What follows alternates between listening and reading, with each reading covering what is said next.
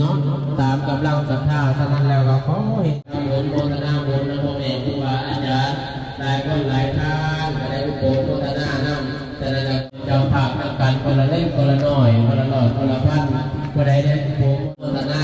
สร้างร่างกระทำบุญนำกันเด้อองค์ส่วนญาติโยมเด้อไปพอสร้างเที่ยวเลยพอน้อยจับสร้างเที่ยวเลยไปพาไปไหนเด้อแล้วนี่ฮอนมุงแล้วฮอนมุงเวลามันจะเนี่ยเราไปจ้วงให้สร้างเที่ยว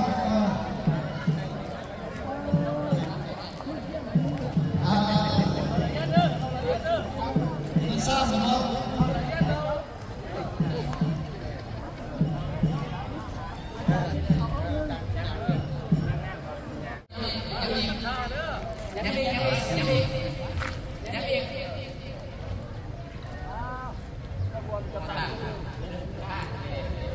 ขบวนที่หนึ่งเนาะขบวนที่หนึ่งจะไปขบวนที่สองที่มา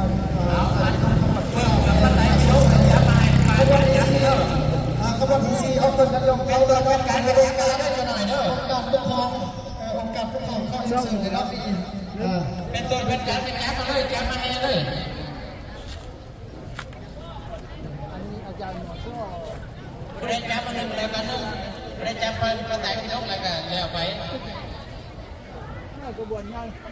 ไปทำมาเอามือเหมือนกันเลยน้ำส้มอยู่ซ้ายนี่มันจะใช่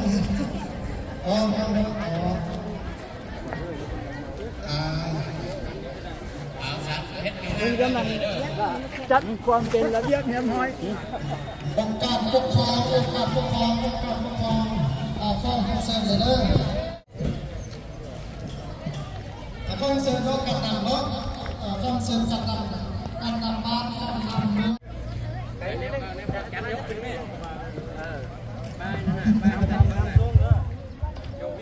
แล้วได้สอบจะเป็นระเบียบแล้วก็ค่อยเคลื่อนออกไปค่อนข้าง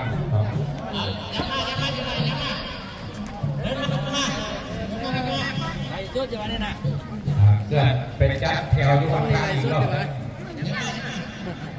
ไอ้ส้นยังไงอันเนี้ยดิซังจะตามแถวเรื่องในตัวทุบาเขาออกไม่ออกเขาการเลือกเป็นเดียวนะเกิดตาหนาเป็นกูนะอย่ามาโยกไปนะเกิดต้องตาหนาโยกไปนะที่เราไม่เป็นไรหรอกสารนะแต่สารหนีตรงนั้น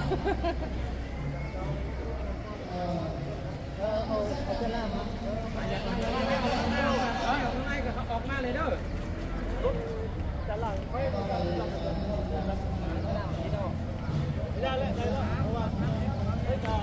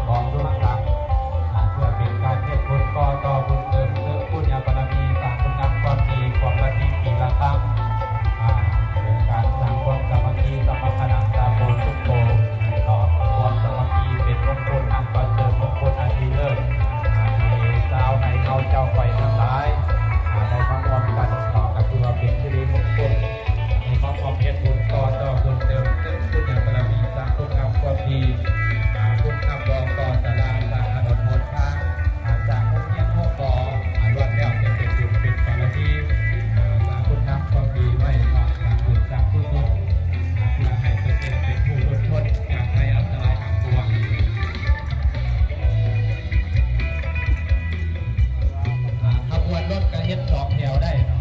เพื่อน ข้างหน้ากับปิดทางไว้ก่อนบ่ให้เขา